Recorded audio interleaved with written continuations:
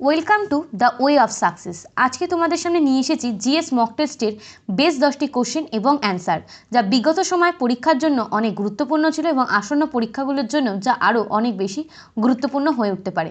চলো দেখে নেওয়া যাক আজকের বেশ 10টি কোশ্চেন এবং তার অ্যান্সার। প্রথম কোশ্চেন আমাদেরকে এখানে বলেছে, presently Daulatabad where Muhammad bin Tughlaq had transferred the capital from Delhi is situated near Mysore, Aurangabad, Nizamabad और भोपाल।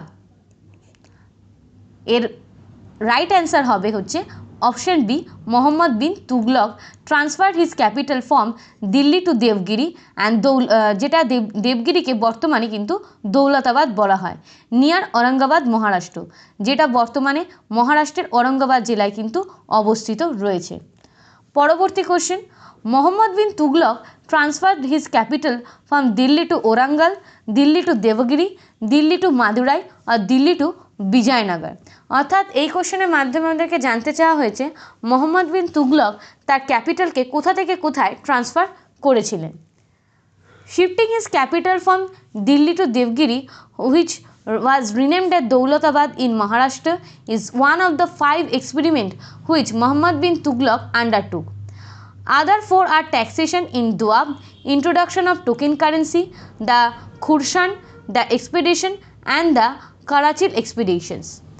অর্থাৎ আমাদের যে প্রশ্নতে আমাদেরকে জানতে চাওয়া হয়েছিল যে মোহাম্মদ বিন তুগলক তার যে রাজধানীকে যে শিফট করেছিল সেটা কোথা থেকে কোথায়, না সেটা শিফট করেছিল দিল্লি থেকে দেবগিরি অঞ্চলের মধ্যে, এবং সেটা বর্তমানে মহারাষ্ট্র লোকেশনে রয়েছে।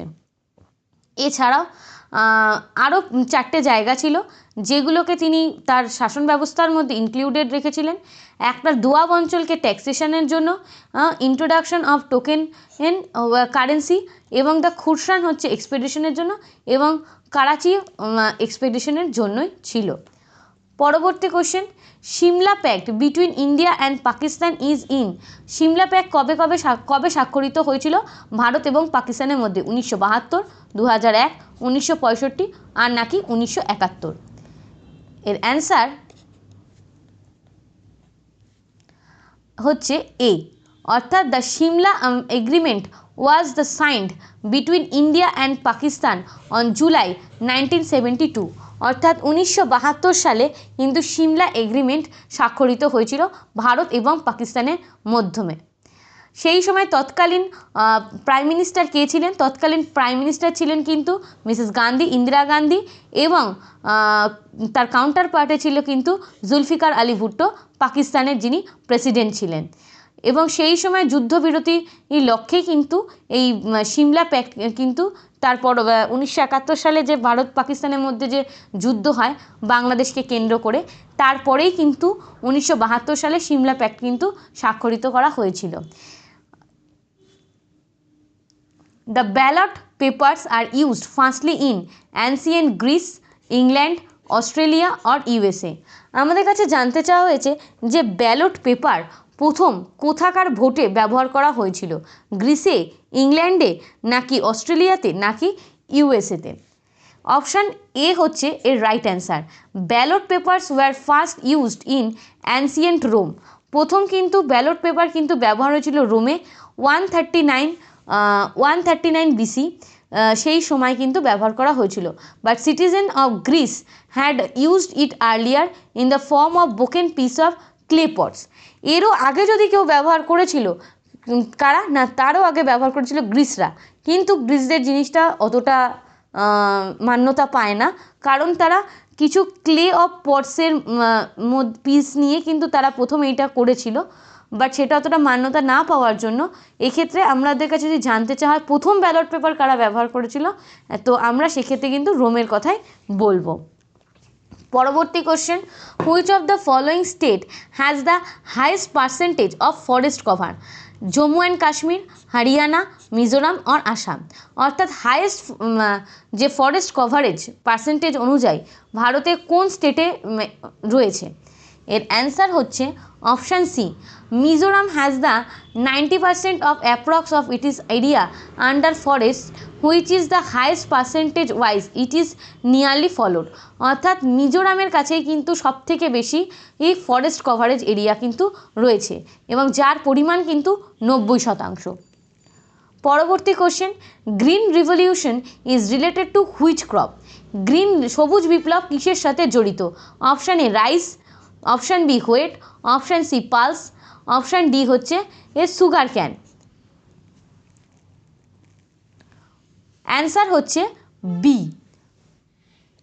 In green revolution new varieties of drop wheat such as Lerma, Rojo and Sonora were imported and the yield was increased by 562%, nearly 6 times.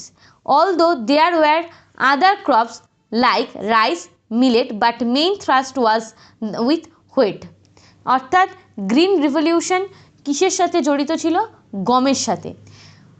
গম ছাড়াও এছাড়া আরও অনেক ধরনের ওয়েটের কথা এখানে কিন্তু এক্সপ্লানেশনে উল্লেখ করা হয়েছে, যেগুলো হচ্ছে লিমা, রোজো বা সোনারা বলে। এই গ্রিন রিভলিউশনের ফলে কি হয়েছিল, এগুলোর যে উৎপত্তি মানে এগুলো যে উৎপাদনের যে একটা ব্যাপার ছিল সেটা কিন্তু 6 গুণ বেড়ে গিয়েছিল। তাই আমাদের কাছে যদি জানতে চাওয়া হয় যে গ্রিন রিভলিউশন কিসের সাথে যুক্ত, তো আমরা বলবো গ্রিন রিভলিউশন গম চাষের সাথে যুক্ত। পরবর্তী question, the green steel plants of Bhilai, Durgapur and Rourkela were established under which 5-year plan? অর্থাৎ যে গ্রিন স্টিল প্ল্যান যে ভিলাই দুর্গাপুরে যেটা ছিল বা রাউরকেল্লাতে ছিল, সেটা যে কোন 5-year প্ল্যানের মাধ্যমে এ তৈরি হয়েছিল? 2nd, 4th, 5th না 6th? এর রাইট অ্যান্সার হচ্ছে option A. Second 5-year plan was focused on the development of public sector and rapid industrializations. Hydroelectrical power projects and 5 steel plants of Vilai, Durgapur and Rourkela were established under this 5-year plan. অর্থাৎ second 5-year plan যেটা ছিল দ্বিতীয় পঞ্চবার্ষিকী পরিকল্পনার মাধ্যমে কিন্তু villi, Durgapur এবং রাউরকেল্লাতে এই যে হাইড্রো ইলেকট্রিক পাওয়ারের যে প্রজেক্টটা কিন্তু এস্টাবলিশ করা হয়েছিল। পরবর্তী question, water of coconut is, মানে নারকেলের জলে আমরা কি পেয়ে থাকি? লিকুইড নিউসেলস, লিকুইড মেসোক্র্যাপ, লিকুইড এন্ডোক্র্যাপ, আর একটা হচ্ছে ডিজেনারেটেড লিকুইড এন্ডোস্পার্ম। তো আমাদের কাছে জানতে চেয়েছে যে আমরা এখানে নারকেলের জলের মধ্যে কি পেয়ে থাকি, নারকেলের ভেতরে যে জলটা থাকে তার মধ্যে কি থাকে? অ্যান্সার হচ্ছে option C, coconut water is the liquid clear matter inside the young green কোকোনাটস।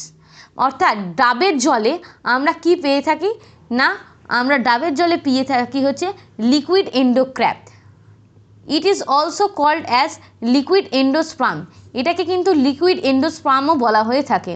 It contains sugars, vitamins, minerals, proteins, free amino acid and growth and promoting factors. এর মধ্যে আরও অনেক রকমের গুণাগুণ সমন্বিত থাকে। কি কি থাকে? সুগার থাকে, ভিটামিন থাকে, মিনারেল থাকে এবং প্রোটিন, অ্যামাইনো অ্যাসিড, সেই সঙ্গে আরও কিন্তু যে গ্রোথ প্রমোটিং যে ফ্যাক্টরসগুলো সমস্ত কিছুই কিন্তু আমরা নারকেলের জলে কিন্তু পেয়ে থাকি। আমরা এটাকে লিকুইড এন্ডোস্পার্মও কিন্তু বলতে পারি। পরবর্তী question, cactus is referred to as a hydrophyte, mesophyte, xerophyte or এমফিফাইট।